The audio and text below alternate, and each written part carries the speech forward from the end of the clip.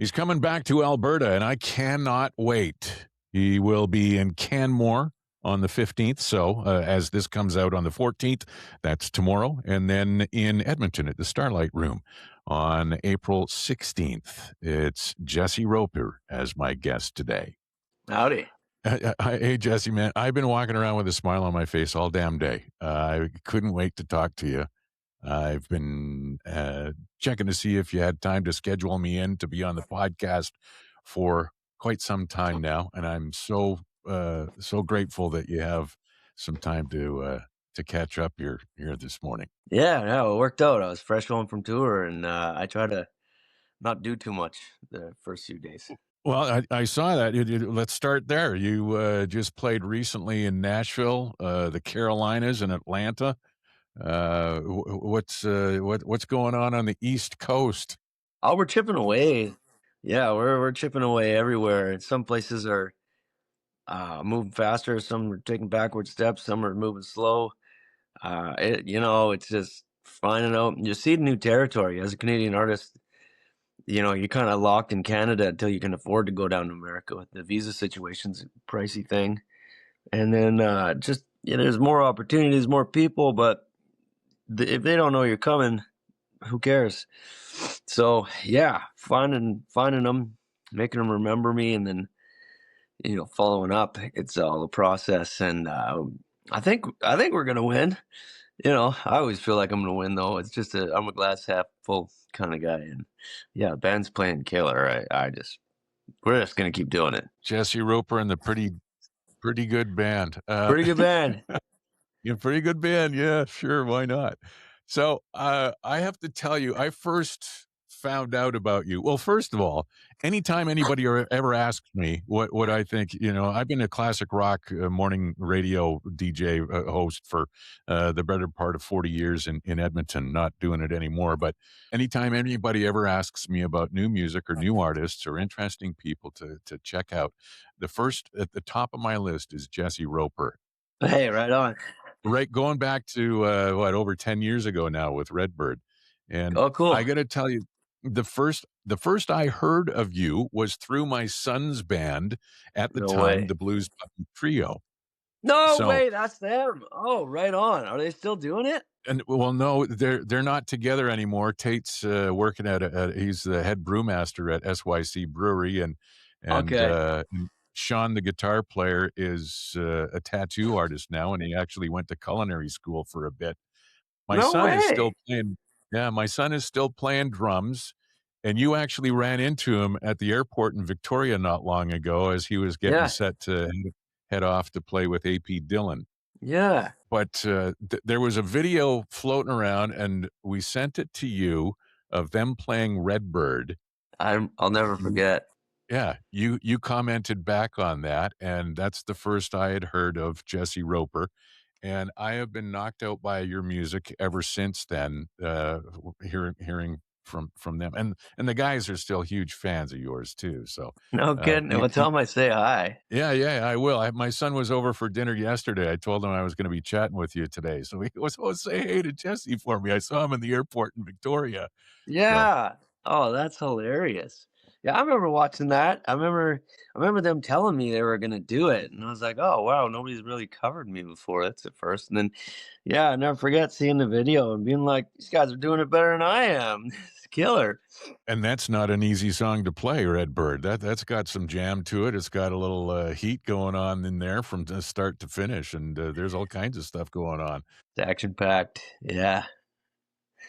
I want to get more tunes out there like that. It's a little difficult. It's cutting through in this world and getting like, I don't know, making fans and headway is a difficult thing. And the producer I got right now, he gives me a certain amount of freedom and then a certain amount of like, nah, we're mainstreaming you this much and you're allowed this much rock and guitar freedom. Kind of, he doesn't put it that way, but that's how it is. And you know what? It's working, so I'm just sticking with it for now. But eventually, I'd like to get more like prog rocky about it again and just, make insanity that's fun for me to play and maybe tough for some to listen to. how much input or how much creative freedom do you impress upon a producer or somebody like that? Because I've seen you recording stuff on a balcony, overlooking, I don't know if it was a gorge or a valley with trees in the background, doing some acoustic stuff, and Oh, yeah, on yeah. your social media pages. How much of that are you in complete control of it, or do you kind of take some advice from producers and stuff? Yeah, I mean, ultimately, I can do whatever I want. Uh, but music is business, and, I'm not a businessman, and, it's taken a team effort to get me to where I'm at, and, you know, I yeah, I try to be a good teammate and accept, criticism and critiques and ideas and see what works and see what doesn't. And I've come around, I think, at this point in my life to it's sort of a full circle, but with a different starting point. And yeah, geez, how do I put this?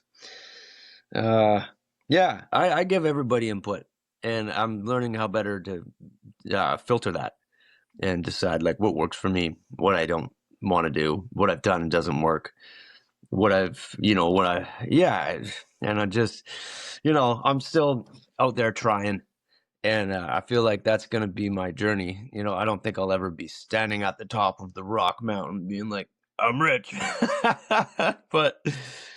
I'm just gonna, keep on doing it, keep on adjusting on the fly, and treat it like a sports team, and just keep on aiming up Was and was trying to that a have a lot difference? of fun.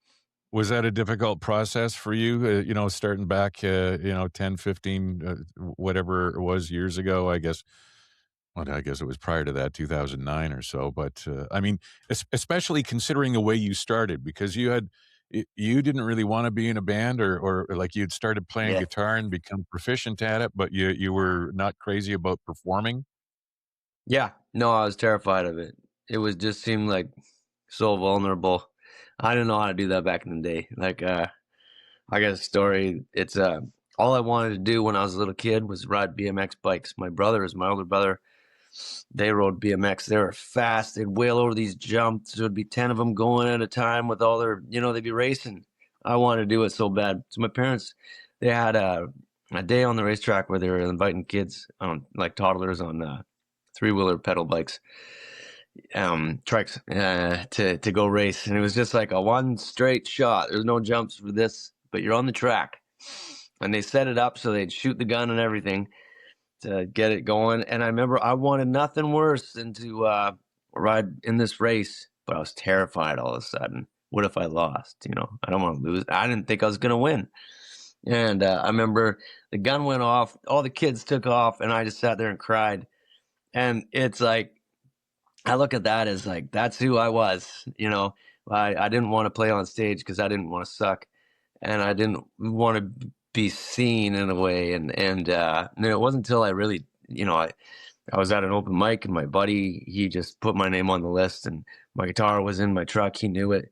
My truck was locked and he just broke in my truck, grabbed my guitar and put it on stage. And then I was forced up there. And, I luckily for me, I had a couple beers and I was surrounded by friends. So I was like, yeah, I kind of fought it at first and then I got up there and I had the best time ever. And I just knew at that point, like, I got to keep doing this, because past the fear is the fun. And if you just get past that, you just pop that little balloon layer, you're probably having the best time of your life after that. And because, yeah, what scares you is often quite rewarding.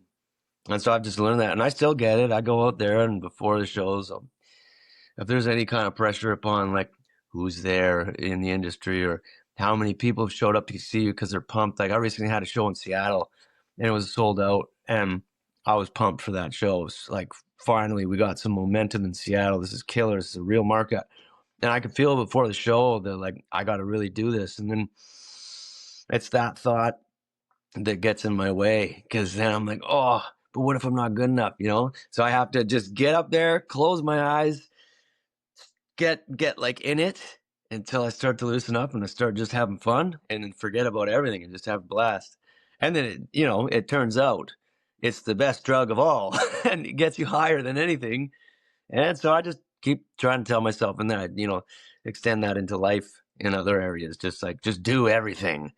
And if it scares you, it's probably a good thing you should be doing. So What's the name of the guy that broke into your truck and got your guitar? What's his name? Ryan Breer. So here's a question. I'll try and connect some dots and see if this is true. And I'm just assuming I don't know this or anything like that. But the Yeah. song "I Fucking Love You, Man," is that about him because he's the guy that broke into your truck and got your No, guitar? no, that's for my brother. Yeah, I just have a hard time telling my brother I love him. And so many people. And Ryan, he's a beauty too. And no, I didn't write it for him, uh, no, I realized one day I just don't tell. I went through a breakup a few years ago, and I had some like deep thoughts. A lot of time on my own to like think about my life and assess it. Where am I at? How am I doing? Where do I suck? How can I shore this up? And yeah, I was thinking about my younger brother, and he's such a great guy. And he's my favorite, and I never really tell him that. I was his older brother my whole life, and I spent more time whooping his ass and kind of being an older brother about it, and then he got older, and I started to see him more as like a guy, an equal, and yeah, I never really let him know. So I decided one day, oh, I gotta tell my brother I love him, how proud of him I am, and so I was kind of nervous about that. I was like, yeah, I'll just go get a case of beer, we'll hang out, and I'll tell him. I'll make it easier. And so I went, got a case of beer, and I went over. I called him up. Hey, Joel, you want to hang out? I haven't seen you in forever. We live totally opposite lives, and he's like, sure, maybe come over around 8:30 after the kids go to bed, and we'll have a beer. So we ended up drinking the whole case together. Had a beauty night. It was all I could have hoped for, and at the end of the night, it's like 1:30 in the morning. We're standing outside. I got about an hour and a half walk back through Metchosin here, and it's gonna be a late night. So I was like, "Hey, Joel, I should probably get out of here." But great to see you. Thanks for making the time. And in my heart was just like, "Tell your brother you love him. Tell him right now." And I couldn't do it. And he's like, "Okay, I'll see you, Jess." And I turn around and walk like 10 feet into the dark, and my insides are yelling at me. And so I stop. I turn around. I'm like, "Hey, Joel." He's like, "Yeah." And I take a deep breath. And I'm like, I fucking love you, man. He's like, I fucking love you too, man. And anyways, I was laughing at myself after that. And the whole walk home, I started singing this song and coming up with different lines. And yeah, by the time I got home, it was pretty much written. I just like grabbed my guitar and wrote down all the lines, as fast as I could before I forgot them. And yeah, I Love You, Man was born. Now I just love singing that song. It's the funnest. It makes me emotional because I have a similar story. It was with my dad, and I have the Oh, similar yeah. thing with my son, but my son and I say it all the time to each other now, and That's great. it's not just a throwaway thing. We actually mean it, and it's great, Yeah. and when I hear my son say it to me first, it means the world to me, so I Yeah. think that's great. That's cool. Yeah, no, it goes a long way. Same with my parents. Like I guess especially maybe my dad. I never really said it that much, and I see him like when I say, "Hey, Dad, I love you." I watch him soften up, and and it's something that lots of people maybe. I see some of my friends do it really well, and others of us not so much, and yeah, I don't know. I guess it Yeah. should be promoted. It's a nice thing to say, and if you mean it, then it goes a long way, probably further than you realize. And now this world is a crazy place, and it's nice to know you're loved. So you were at your brother's place, you told him, "I fucking love you," and then you walked an hour and a half home? Yeah, I uh, I like getting out for walks, and I just knew I was gonna be probably drunk. I didn't want to drive it, so yeah, we got a trail out here called the Galloping Goose, and it goes near my place and near his enough that yeah, there's a couple little trails to get from one to the next, and yeah, it takes me about an hour and a half to get to his place. Wow. I was gonna say, what do they don't have Uber out in Metchosin or what? No, they don't. No Uber, no cabs, no bus. Well, the buses are like once every 5 hours, and it was 1 o'clock, 1:30 in the morning. Yeah. So I guess I could have rode my bike. That would normally be what I did, but riding your Yeah. bike with a case of beer is an awkward thing. Yeah, I suppose. So it just in case people know, Metchosin's on Vancouver Island. If you're driving from Victoria through Langford and then towards Souk, you turn left on Happy Valley Trail and or Happy Valley Road or whatever, and then all of a Yeah, sudden you're yeah. in Metchosin. Isn't that about it? Yeah, pretty much, man, and it is a happy valley. I feel my heart rate go down every time I turn left there. Yeah. You mentioned your mom and dad, and I know just from watching your Instagram stuff and the peace and solace that you get from living on Vancouver Island and being out in the garden and that sort of thing. I don't know what kind of place you've got, property or whatever it is, but were your parents hippy dippy, trippy parents sort of thing that got you into this, or was it just Yeah. something that you came by naturally?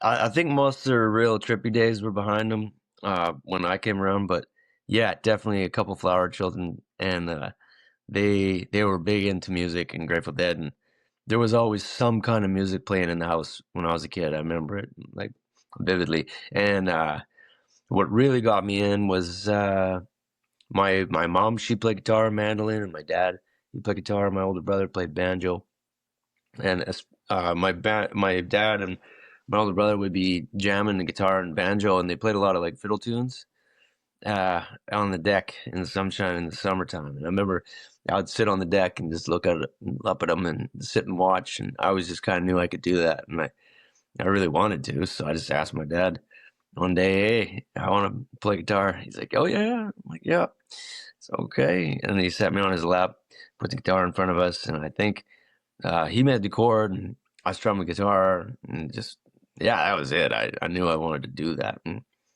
yeah, I just yeah, luckily, my parents, they're my biggest supporters for sure, and, we didn't have any money, but they did what they could to get the guitar and get it in my hands, and then continue to promote that as well as I went, and, yeah, I mean, even now, my dad's like, "How are you doing? Like, your mom and I, we've decided we're gonna help you out with the tour." And I'm like, "Well, I got it in hand. It's okay." But he's okay. Well, you tell me if you need any help. And you know, pride gets in the way. I try not to ever ask, but yeah, they've helped me a ton. My first couple albums, they threw a bunch of money at it, and we're like, "No, do it. You're good, and we like your music." And maybe you can be a musician, so go for it. And 'cause that was a huge kickstart. And it's interesting as you go.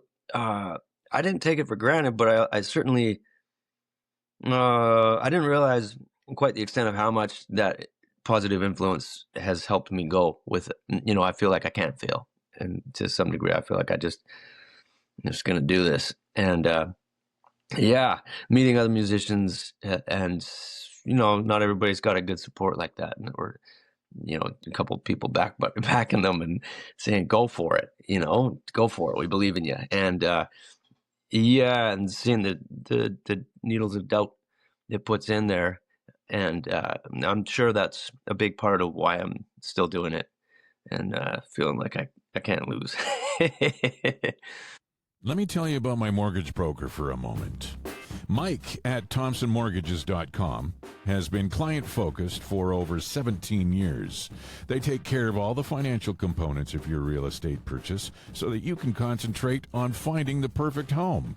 Whether you're a first time buyer or renewing like so many other people in 2026, let ThompsonMortgages.com work for you. They find the lender, and it costs you nothing for their services. The lender pays. Download the app and get pre-approved in 60 seconds. ThompsonMortgages.com, 780-413-6743. Tell them you heard about them on the Reluctantly podcast. Reluctantly. I'd like to take a moment to tell you how excited I am to welcome a new partner on the Reluctantly podcast. It's Timber Built Homes. Their focus is timber homes and cottages, year-round living, recreational dwellings, and beyond that, pavilions. sheds, barns, and freestanding timber-built offices. Complete information is available at timberbuilthomes.ca, and it's also where you'll learn about Timberbuilt's Home in a Box. It's fantastic. An entire home package shipped in a sea can anywhere in the world right to your build site. See the floor plans, sample builds, photo gallery, and most important, the prices right on their website, timberbuilthomes.ca. And please let them know that you heard about them on the Reluctantly podcast. I'm feeling some parallels here with your parents because of my son, who is a professional drummer. He's 28 now. Yeah. When he was 14, he had been playing in a band. They opened up for Jack the Kaiser, and they were playing festivals and all kinds of stuff. And he was 12, 13, 14 years old. And when he was 14, I said, "What do you want to do?" And he goes, "I want to be a drummer." And I Sweet. said, "Okay, if you want to be a drummer, then be a drummer." And he it kind of caught him off guard. I said, That's your dream. That's what you want to do." I said, "Well, I'll do anything that you want within my means to help you achieve that." And I think if you've got a dream, let's spend 100% of your time and effort and passion and desire on the dream instead of 75% of your time on something to fall back on and only Mm, 25% of your time on the dream. Because if you don't have that full support, and you know what? He was 14. He's not making a decision for the rest of his life at 14. Nobody is, right? But yeah. when he's 24, and he's been a drummer for 10 years, and he's a man, and he's got to make up his own decisions and pay his own bills. That's when he has to decide, and no one else is going to decide for him whether or not he carries on to be a drummer or if he has to do something else. I mean, you were, before you went full time, you were painting and you were doing, Yeah. odd jobs and stuff. But when you came around to it and mustered up the vulnerability and accepted that was the dream and passion, and that was your parents giving you the opportunity to do that instead of impressing upon you a fall back instead of a fall forward, right? Mhm. Yeah, yeah, it really helped. And I mean, we didn't not talk about plan Bs and stuff because, you know, not a lot of people get to live their dream in the music world. But yeah, they were like, if you're gonna do it, do it. Same as you said, and it's been pretty key, I think, to my mindset. So yeah, I appreciate that a lot, especially, getting to be an older guy in the industry and I'm still trying. And yeah, I see a lot of the folks that I sort of was in the local scene with, and a lot of them have stopped doing it long ago and moved on to other things. And I'm still clawing and tearing here. So yeah, I feel lucky. What about living on Vancouver Island? Do you think like there's a certain isolation living on an island to begin with? Vancouver Island is no different, even though it's a metropolis, so to speak. But is there a certain amount of the isolation there, especially living in Metchosin, that helps you out with your music and gives you some inspiration and stuff? Yeah. Well, I find, inspiration comes from all over. And there's no rule, but I do find that when I get like I love hiking and getting out in the trees, and when I do that kind of thing, and like a nice hour and a half in the woods, walking home from my brother's house, that's about the length of time that really gets the blood flowing and it settles my mind down. And being in the quiet nature, it lets the songs start percolating in a environment where I can hear them, and yeah, that's another that plays a big part. Like when I go, well, like sometimes I'll take myself on little road trips to try and write, but I'll just always head to the woods or the beach or like somewhere quiet and secluded. But Vancouver Island's got a lot of that, and yeah, it's been important to my journey, and no, it's cornerstone to it. I kind of folks have suggested I go to Nashville and be part of that, or go to New York, or I would enjoy it. I would meet lots of people. Who knows? Maybe I would have uh, make bit greater connections and success. I don't really know, but I love the lifestyle out here. I like the rain. I like the fog or the clouds and the fog and the smell of the ocean and yeah, that stuff's really important to me and inspiring and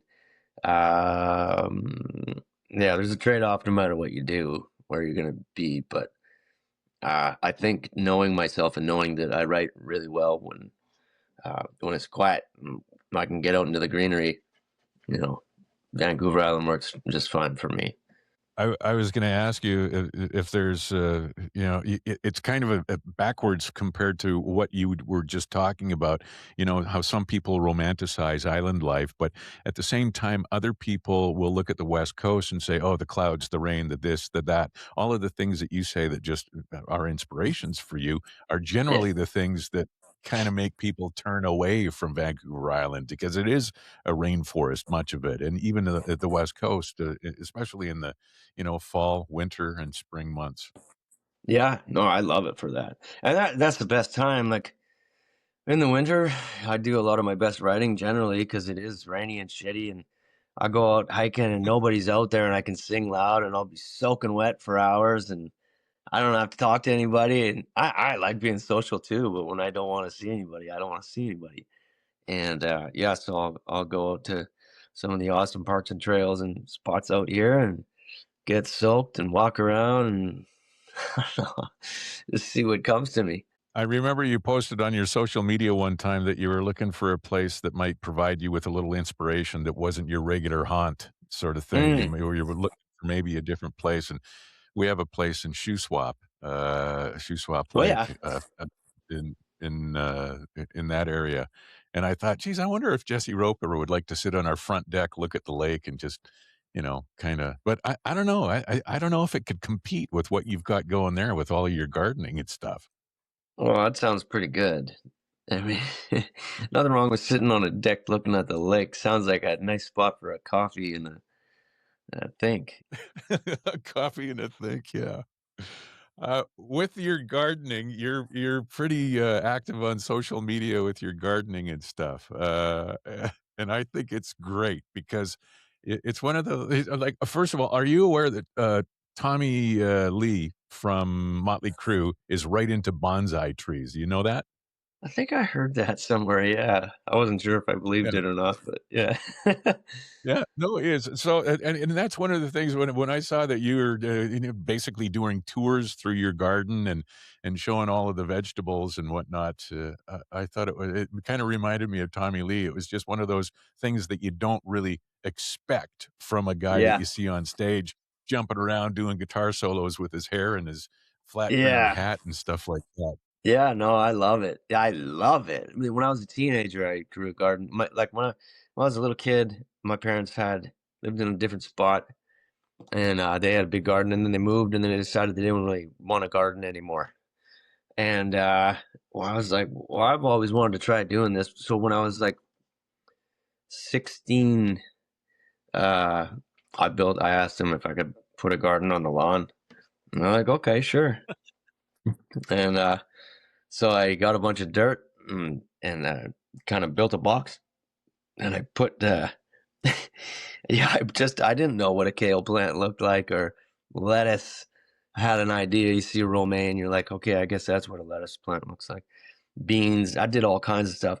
I even put a weed plant in the middle, not knowing what that would look like either. And I just had a seed.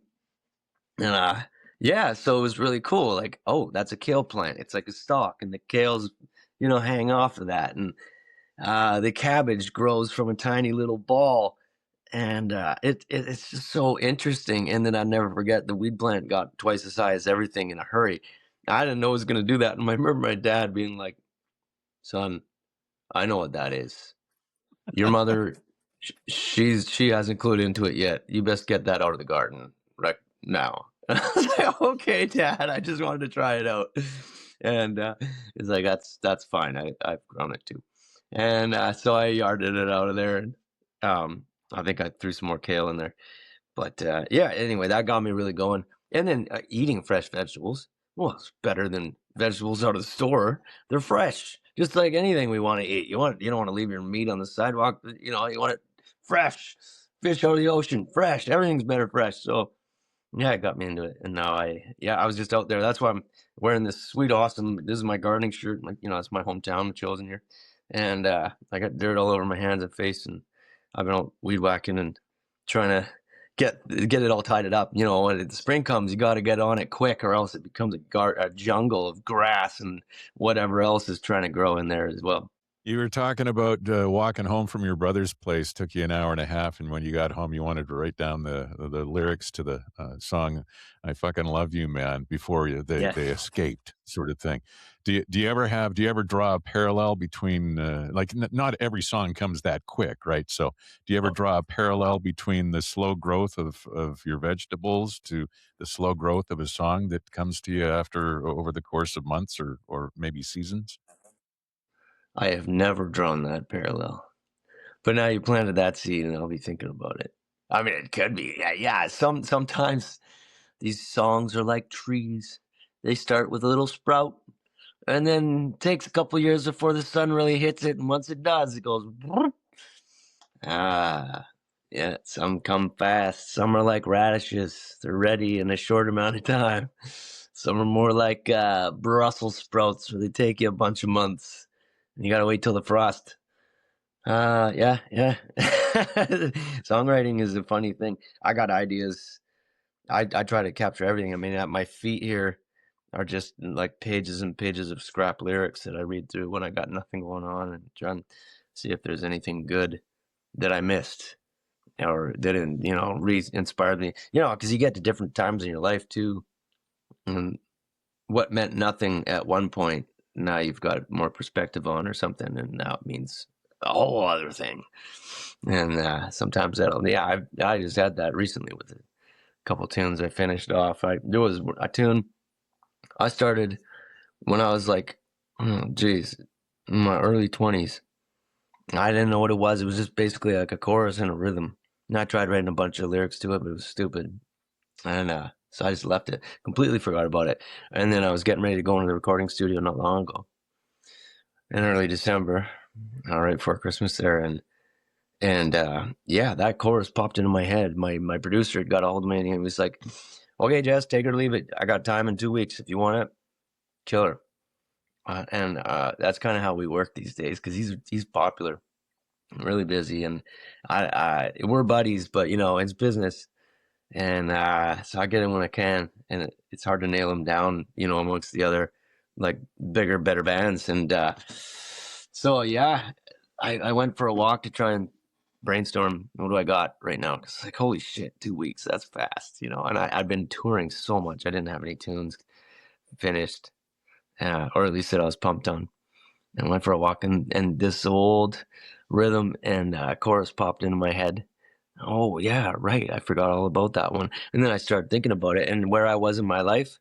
At that point in time, I was thinking about exactly that thing, but in a completely different way than I had framed it to my young self. And so, yeah, I wrote this tune, and then I just finished recording it. And I mean, if I'm being, it's kick ass. Totally rules. It's one of my better ones, and it's got some wicked guitar in, and yeah, I feel like the vocal range is something I'm real comfortable with. I think it's gonna do good. We'll see. Yeah, actually, we should talk about your music. You got a new song, "Green Eyed Lady," you released today. Yeah. Yeah, that one was a sex dream when I was a teenager. I was just driving around Germany and it popped into my head. I forgot about it. But it was the best dream I ever had. I was in my dream, and it was like a lucid dream too. You ever had one of those where you can kind of control your dream a little bit? Okay, so in this dream, I was a superhero.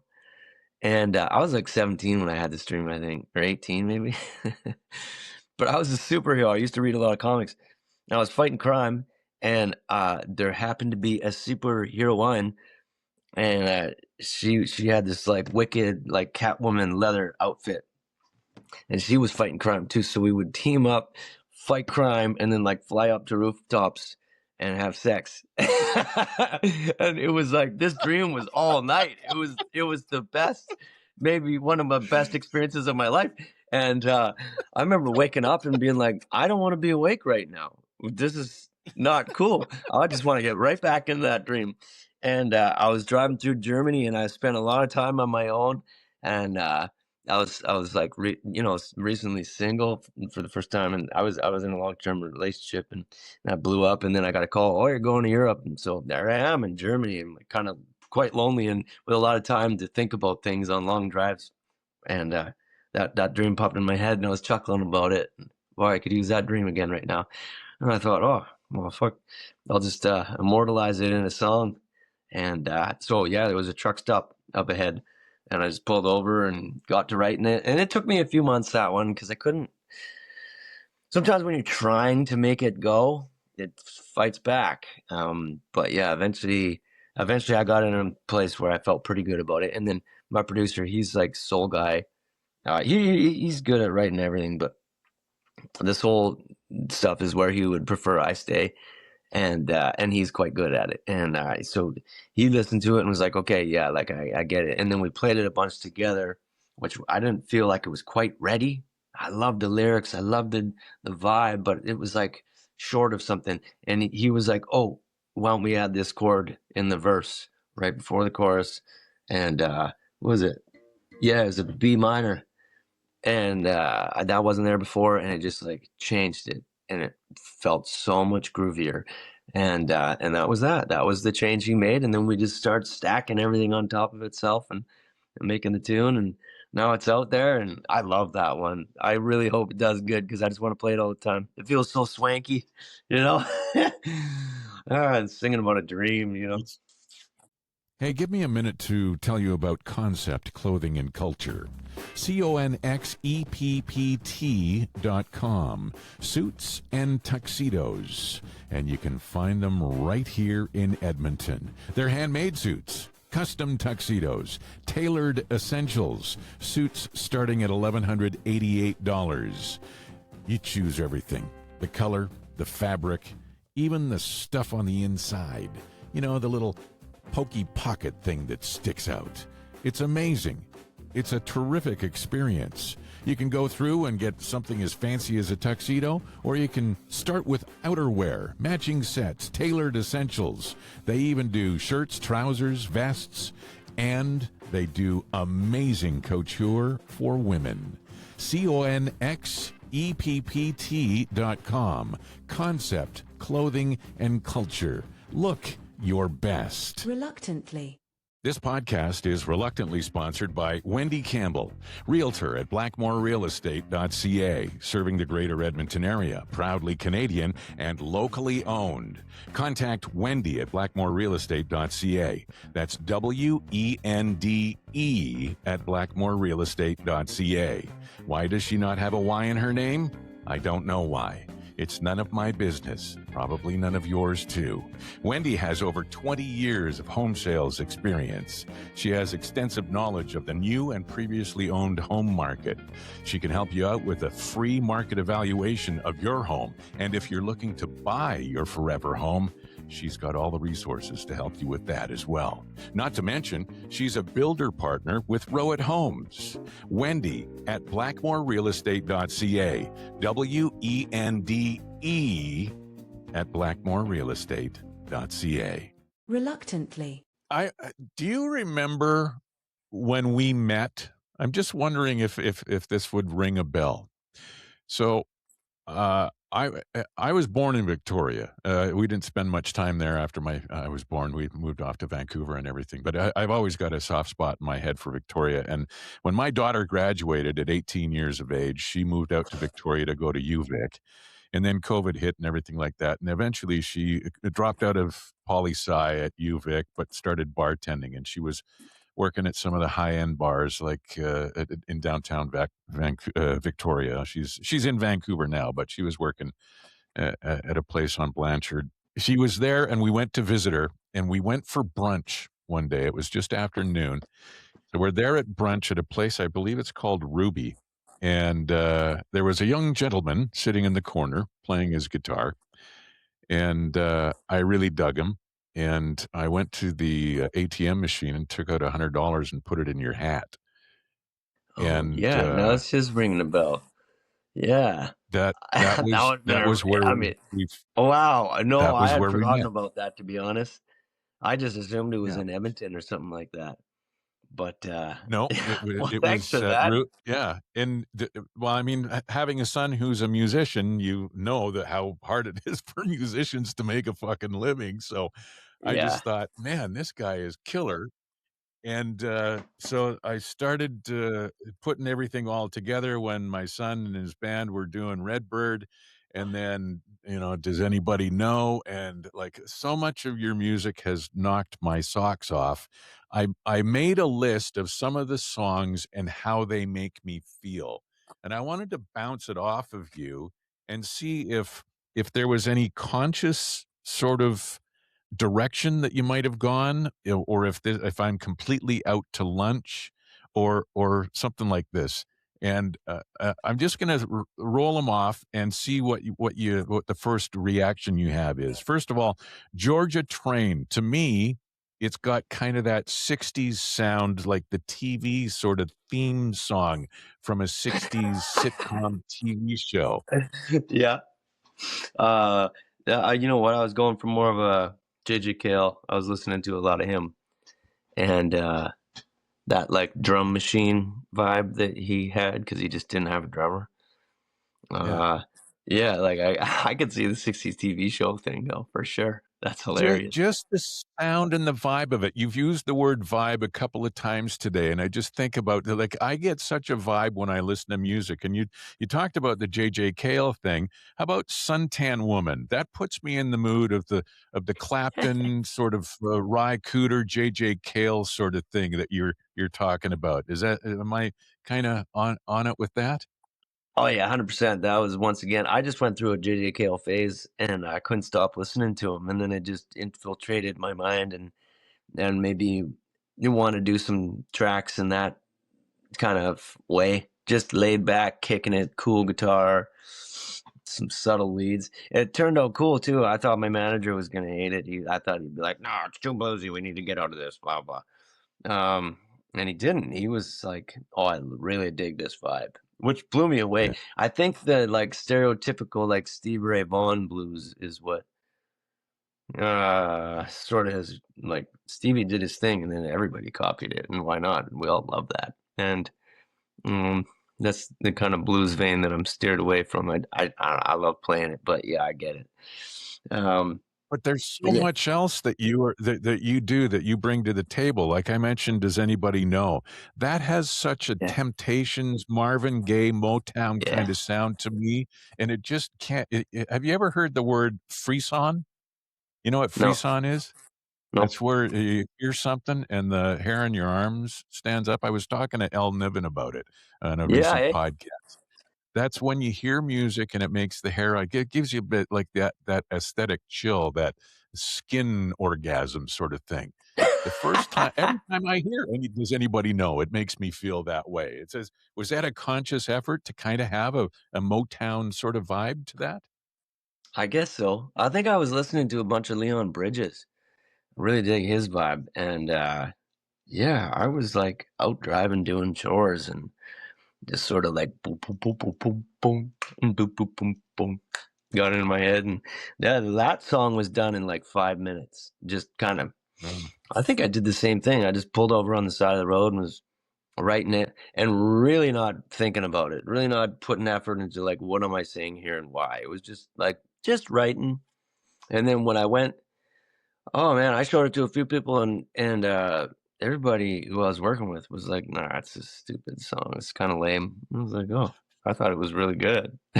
And It is. yeah, well, and then me and my manager were discussing who next to work with, and I wanted to work with the old guy I'd worked with, Joby Baker. I thought he really got me, and when I made the switch, it was upon my manager's suggestion. I didn't really. Uh, eh, Anyway, some people get you, other people get you less. And I felt like Joby really got me, and but he really wanted to like go to the bigger production, um, yeah, side of things, and I get it. And so a friend of mine had just worked with Gus Van Gogh, and I thought her album sounded amazing. And I was like, "Well, what about this Gus guy? Let's try him." And Frankie was like, "Oh, I don't know if you'd be into it, but we'll check." And Gus was like, "Send me some stuff," and that was the first song I sent him. because I was like, well, what's he think of this? I think this is good. And he got back and was like, that's what I'm talking about. Let's do it. It was the first song I showed him, and it was the first song we went to the studio and did. And I remember just like his general vibe and like set tone sensibility. That song, if I had done it with anybody else, would have been a different thing, I think.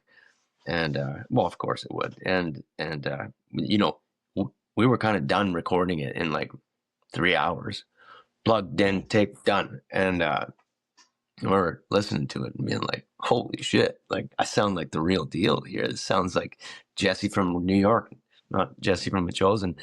And that was kind of the beginning of what I'm trying to do now with that guy, and just take everything to him and let him get out his paintbrush and his ideas for tone. And we're good buddies, so it's so fun. I love rolling in the studio with him. You know, it's always like, hey man, give him a big hug, and then we're catching up on this and that, and the chit chatter is easy, and the vibes are really good. And for him, he's a vibe guy too. You know, we both said it. We're like, you can have hooks, but vibe is the hook. You have to have good, but if the song doesn't vibe, it's shit. And anyway, does anybody know? I remember him being like, nah, this is your best one. I think this one will do good.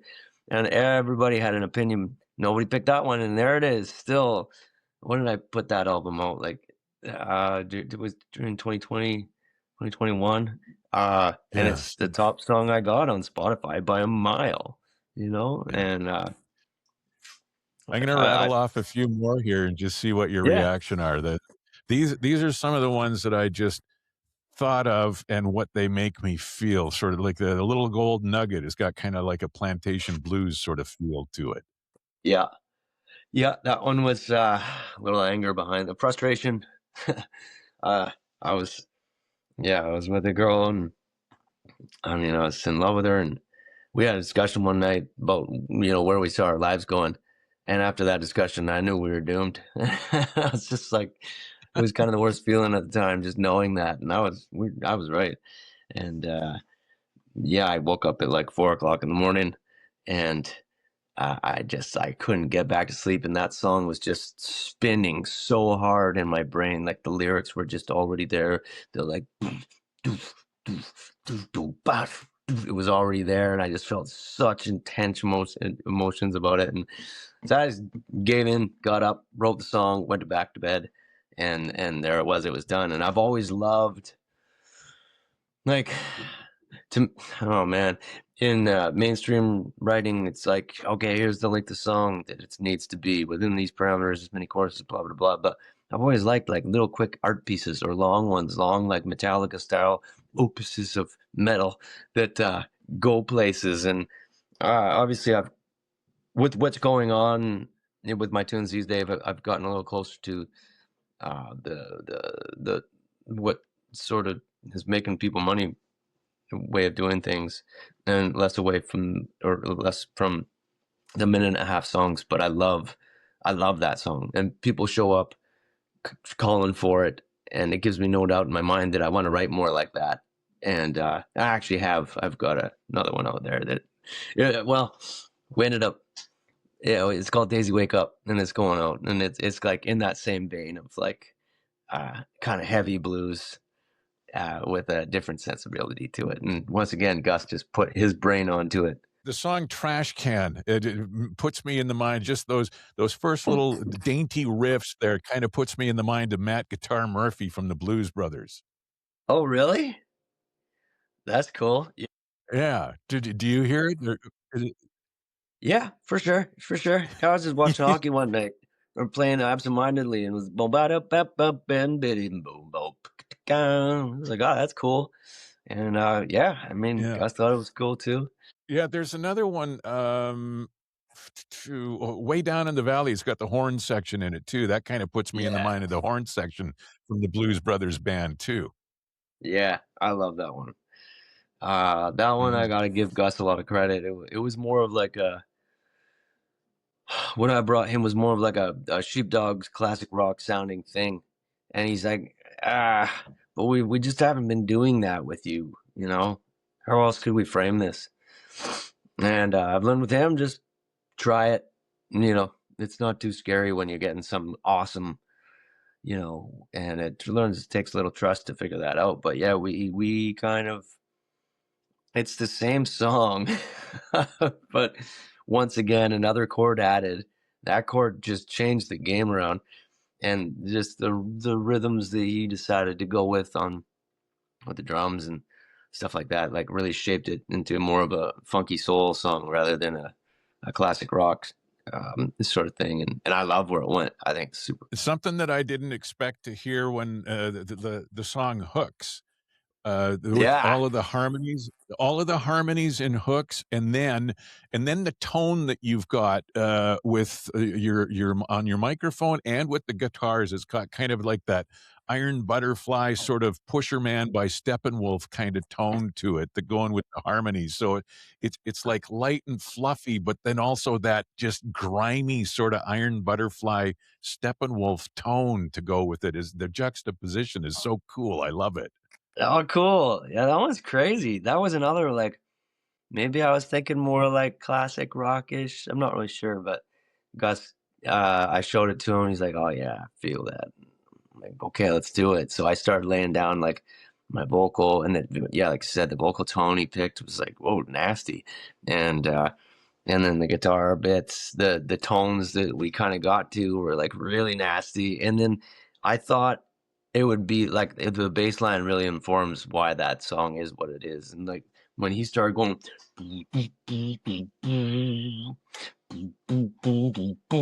I didn't see that coming. I thought it would be like more of a funky thing. Yeah. And then it took it to more like this rap sort of beat.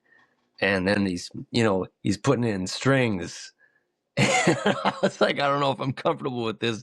And at first I was like, turn that shit down. Like, I don't know about strings and Jesse Roper song. And he's like, are you sure, man? I think Well, it's hip.